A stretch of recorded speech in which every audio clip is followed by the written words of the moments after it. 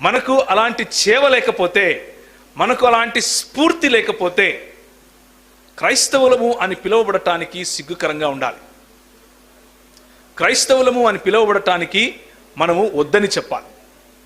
మనము నిజంగా క్రైస్తవులు అని పిలువబడాలి అని అంటే మన ప్రభువు, ఆయన మనకిచ్చినటువంటి సత్యము, ఆయన స్వయంగా స్థిరపరిచినటువంటి సంఘము కొరకు మనము పోరాడగలగాలి. పోరాడటం చాలా దూరం. కనీసం ఈ సంఘము నాది అన్నటువంటి బాధ్యతను మనం గుర్తు చేసుకోవాలి. ఈ సంఘమును కాపాడటానికి, ఈ సంఘమును సంరక్షించుకోవటానికి ప్రభువు నన్ను నిలబెట్టాడు అన్నటువంటి విషయాన్ని మనం గుర్తు చేసుకోవాలి. ఈరోజు ఉదయము అలాంటి ఆలోచనలు మనం కలిగి ఉండాలి.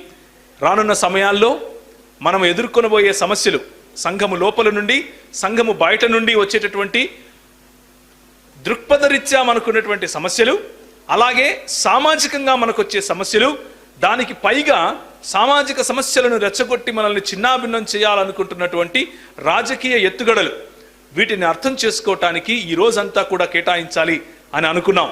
కనుక నిబ్బరము కలిగి ధైర్యముగా ఉండి ప్రభు కొరకు, ఆయన సత్యము కొరకు నిలబడేవారు ఈరోజు చాలా సంతోషిస్తారు.